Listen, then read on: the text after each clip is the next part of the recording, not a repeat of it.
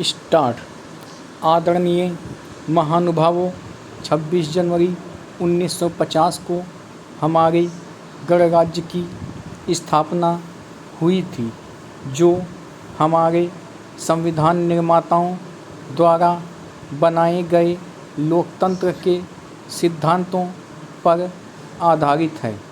उसके बाद के इन 50 वर्षों का समय हमारे देश में विकास का समय रहा है। लंबी दास्तां के बाद भारत का दुनिया में एक स्वतंत्र राष्ट्र के रूप में उदय इस बीच की सबसे अधिक रोमांचकारी घटना है। संसार के इतिहास में भारत की आज़ादी के संघर्ष जैसी इससे पहले कोई दूसरी मिसाल नहीं मिलती। इस मौके पर मुझे अपने उन करोड़ों देशवासियों की याद आ रही है, जिन्होंने देश की आज़ादी के लिए भारी मुसीबतें सही थीं और बड़े से बड़े बलिदान दिए थे। मैं उन्हें बड़े आदर के साथ अपनी श्रद्धांजलि अर्पित करता हूँ। मुझे अपने उन नेताओं की राजनीतिक कुशलता और दूरदर्शिता की भी याद आती है, जिन्होंने हमारे संविधान का निर्माण किया और देश को प्रगति और विकास के लिए दिशा दी।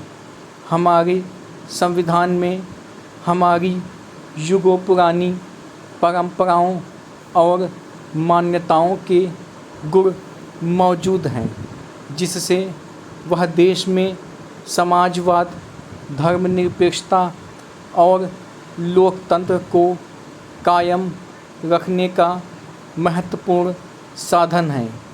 हमें अपनी इस राजनीतिक प्रणाली का लाभ पिछले 50 वर्षों से भी अधिक समय से मिल रहा है। हमारे देश के लोग बहुत ही सूझबूझ और समझदारी के साथ शांति और प्रगति के मार्ग पर मजबूती के साथ आगे बढ़ रहे हैं। मैं उन्हें बधाई देता हूँ।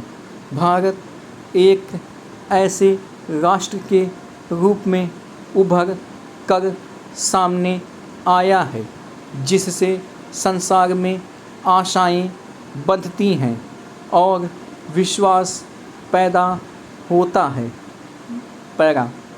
पिछले वर्ष आज के दिन जब मैंने आपके सामने भारत द्वारा हासिल अनेक कामयाबियों का जिक्र किया था, तब से हमें और भी अनेक उपलब्धियां मिली हैं, जिनके आधार पर हम इस बात का दावा कर सकते हैं कि निर्धनता के विरुद्ध हमारी लड़ाई सही तरीके से और ठीक दिशा में चल रही है। मैं महसूस करता हूँ कि इनमें से कुछ सफलताओं का यहाँ जिक्र करना गैर मुनासिब ना होगा। मुझे पूरी उम्मीद है कि हम और भी ज़्यादा विश्वास के साथ तरक्की की राह पर आगे बढ़ते रहेंगे। आर्थिक विकास के मुख्य सूचक इस बात की गवाही देते हैं कि सामाजिक न्याय के साथ विकास को दृष्टि में रखते हुए हमने आर्थिक विकास की जो बुनियादी नीति तैयार की है, उसके उत्साहजनक परिणाम निकलते हैं।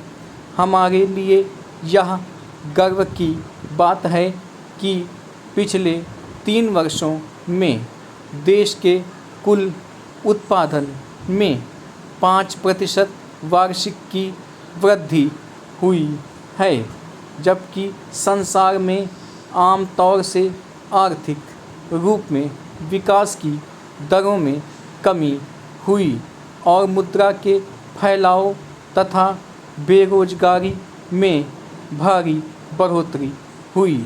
हमारी अर्थव्यवस्था रोजगार के अवसरों में महत्वपूर्ण वृद्धि के साथ साथ आगे बढ़ रही है, जो देश में श्रम शक्ति की वृद्धि की दर में कहीं अधिक है।